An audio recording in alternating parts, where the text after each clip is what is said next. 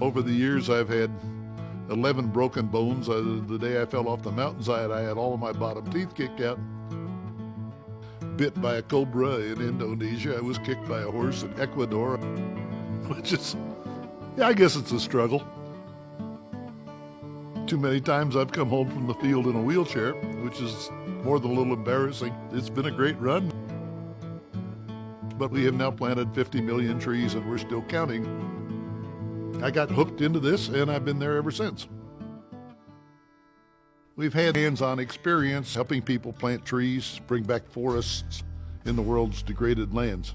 Inside the office, we are fluent in, I believe, 27 languages. We have programs in Fiji, in the Philippines, in Indonesia, Nicaragua, Belize, Haiti, Turks and Caicos, Mali, Ghana, Panama, Guatemala, Honduras, Thailand, Nepal, certainly in India. We have them in Rwanda, Burundi, Somalia, and Ethiopia, West Africa, Senegal, Republic of Congo. Oh yeah, in Uganda, that's a big program. We have 300,000 farmers, 300,000 families in southern Ethiopia that see that there's a big need to plant trees. Multiply that by 100 trees per family maybe, and think what you've got. Just about everywhere we are, they're moving faster than we can comprehend or keep up with. The world loses approximately 100,000 acres of its forests every day.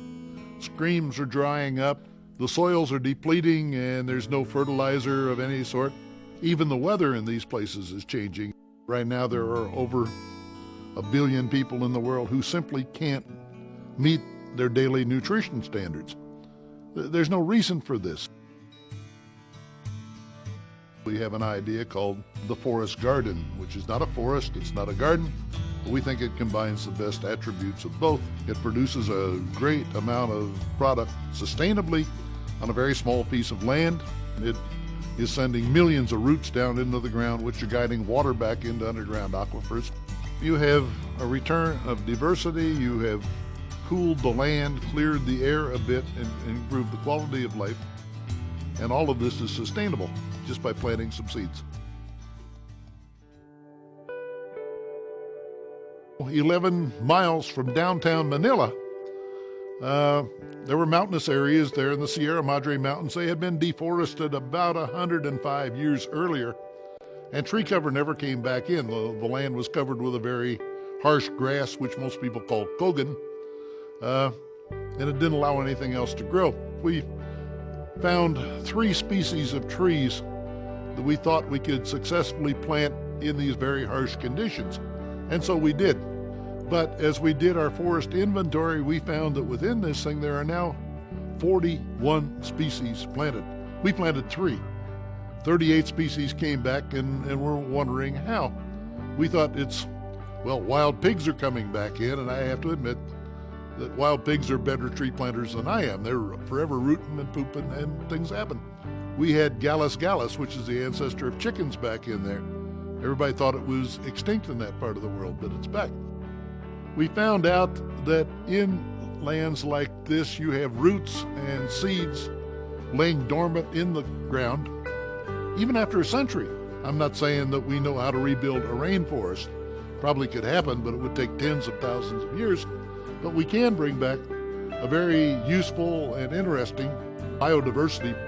It's a magical thing to know or to learn that the world, nature by itself has in its own coding self-preservation elements. All we need to do is just scratch it, create that, facilitate that environment where nature can take over. There has to be harmony in the ground. People have to have a calm place. People have to have something to drink. People have to have fuel to cook with. People have to have a shelter. All that evolves around tree. The miracle is, first you have to have anchoring point. And the anchoring point is tree planting, because everything evolves around it. 2 years ago, Wangari Maathai, who we had worked with in the early days of her Women's Green Revolution program, was honored with the Nobel Peace Prize for her work in planting 30 million trees in Kenya. Wangari won that prize deservedly because She pointed out that all of these wars that are breaking out all over Africa and all over much of the rest of the world, if you get right down to it, they're all wars fighting over the natural resources. I'm by trade an economist. A good example in the Philippines, by good stewardship, managing what they had planted, a typical family was earning over $100 a month, and that's big time money in Southeast Asia. We have given people the ability to build their own institutions so that we don't have someday in the future some logging company coming back in there pushing people around, trying to force them off their land. Because now they have some going businesses, they have some pride in what they're doing, and a lot of confidence in themselves, and this makes the village life continue. In West Africa, people are now planting a tree that had little to recommend it in the past, except that it produces a lot of fruit. This fruit has a seed which contains high amounts of oil, which is easily converted into diesel fuel. In Haiti, we've been talking the same thing. Just think of this. Here are the most marginalized people on earth who suddenly have the capability, with nothing but their bare hands, to produce the world's most desired commodity. If we have done anything in planting 50 million trees, we have shown there's a way to do this. One tree we plant quite often is called moringa. If it's planted in January, by December of next year, this tree will be more than 20 feet high, and it sustainably produces a large amount of leaves. And they contain about 26% protein. The basic technology we introduce is simple. People start taking hope, and that takes the biggest pressure off the land, which is the pressure of human desperation. Typically, a tree in our project takes 50 pounds of carbon dioxide out of the air every year and converts it into things people can use, like food and shelter and medicines, which are sustainably used instead of being up in the atmosphere, causing these global warming problems. We plant a tree for a dime. I don't know whether I'm a technician or a cheerleader or a butt kicker, but I'm saying, guys, you can do it, and we'll show you how. Grace and I have 9 children, and we have 17 grandchildren. These children are going to grow up, as children all over the world are doing, in a much, much different world. We could be planting more than 500 million trees a year.